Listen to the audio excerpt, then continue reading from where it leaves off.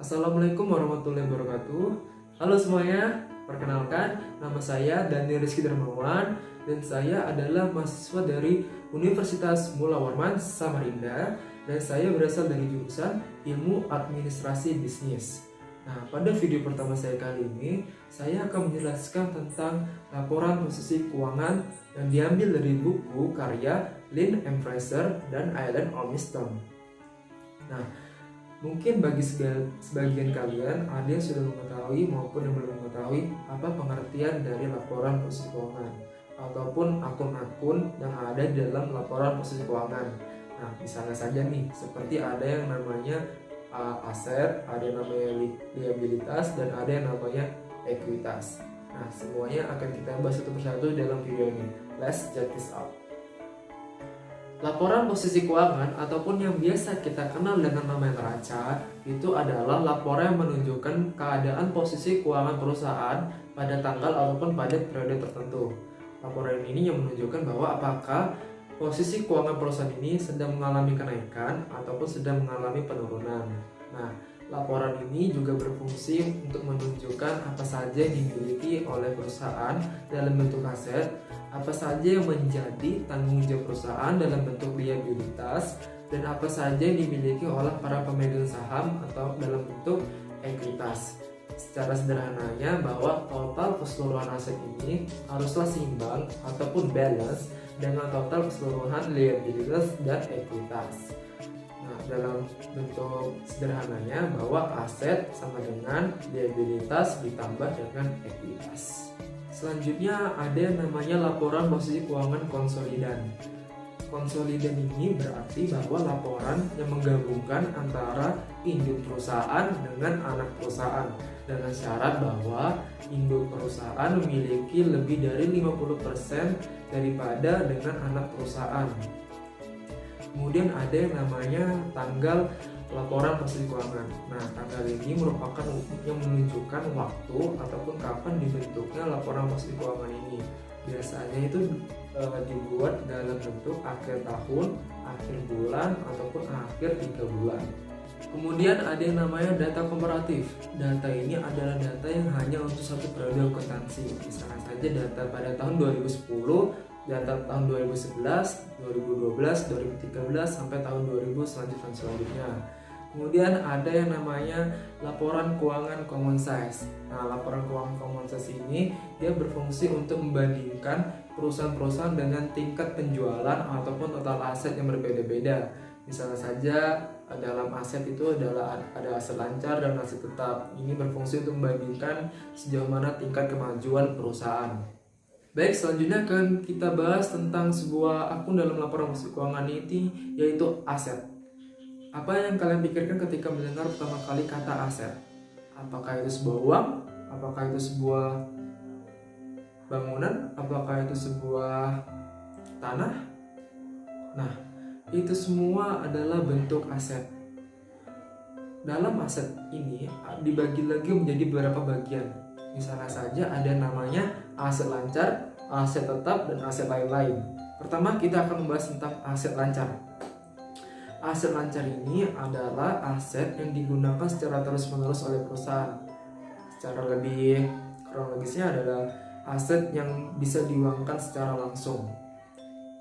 Contohnya saja di dalam akun aset lancar ini ada yang namanya akun kas dan sekuritas kas. Kas ini yang bisa kita tahu adalah segala bentuk apapun yang dimiliki perusahaan dalam bentuk uang, baik itu dalam bentuk deposito maupun bentuk rekening bank. Kemudian ada yang namanya sekuritas kas. Sekuritas kas ini adalah sebuah kas yang tidak perlu digunakan untuk sementara tapi untuk diinvestasikan untuk mendapatkan pengembalian ataupun bisa kita bilang return. Contohnya saja seperti sertifikat dan obligasi. Selanjutnya ada namanya akun piutang usaha. Akun piutang usaha ini adalah akun yang berisi saldo pelanggan yang beredar berdasarkan penjualan secara kredit oleh pihak perusahaan kepada para pihak konsumen ataupun klien. Nah, dan bentuk pelaporan pada piutang usaha ini haruslah direalisasi secara bersih. Artinya Dilihat secara bersih ini adalah ketika akun ini sudah dikurangi dengan jumlah akun cadangan piutang ragu-ragu. Mungkin bagi kalian akun cadangan piutang ragu-ragu ini baru terdengar di telinga kalian. Nah, akun cadangan piutang ragu-ragu ini adalah akun yang muncul apabila bentuk perusahaan ini sudah melingkupi area yang besar dan luas, dan bentuk penjualannya pun dia menurunkan standar kredit kepada pihak konsumen dan klien. Kemudian ada akun persediaan. Nah, akun persediaan ini adalah akun ataupun item yang disimpan untuk yang dijual ataupun yang digunakan pada pembuatan produk yang akan dijual.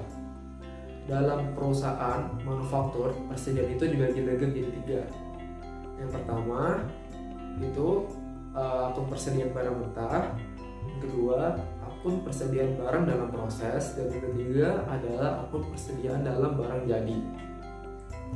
Nah, untuk menghitung bentuk keseluruhan persediaan itu ada caranya tersendiri. Seperti yang pertama cara LIFO, yaitu last in first out. Yang kedua ada FIFO, first in first out, dan yang ketiga adalah biaya rata-rata. LIFO ini ataupun last in first out itu adalah item atau bentuk persediaan yang ketika barang ini dibeli terakhir namun dijual terlebih dahulu.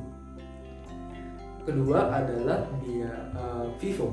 FIFO ini adalah first in first out, yaitu ketika barang ataupun item itu yang dibeli merupakan unit pertama yang dijual. Kemudian biaya rata-rata itulah adalah harga pembelian rata-rata untuk menentukan beban sebuah produk. Selanjutnya adalah akun beban dibayar di muka ataupun sewa dibayar di muka. Akun dibayar di muka ini adalah bentuk akun yang menunjukkan biaya-biaya yang merupakan kewajiban dari perusahaan untuk membayarnya pada periode ataupun pada tanggal yang telah ditentukan, namun perusahaan telah membayarnya terlebih dahulu. Selanjutnya kita akan masuk ke dalam aset yang lain, yaitu aset tetap. Aset tetap ini adalah akun ataupun item yang dimiliki oleh perusahaan ini yang apabila digunakan tidak akan habis-habis. Contohnya saja seperti bangunan dan tanah. Nah, intinya dari aset tetap ini adalah aset yang memiliki bentuk wujud. Selanjutnya adalah aset lainnya ataupun aset lain-lain. Aset lain-lain ini adalah bentuk aset yang tidak lancar, seperti properti yang disimpan agar dijual di kemudian hari. Kemudian ada bentuk tagihan penjualan yang dalam bentuk angsuran, kemudian kemitraan dengan pihak ketiga, dan bangunan dalam proses. Next, kita akan membahas tentang liabilitas dan ekuitas. But wait, itu semua kita akan bahas di video saya selanjutnya. Dan karena itu jangan sampai ketinggalan dengan cara like jika kamu suka, dan subscribe agar tidak ketinggalan, dan komen di kolom bawah komentar. See you soon guys, be healthy, be happy with yourself, goodbye.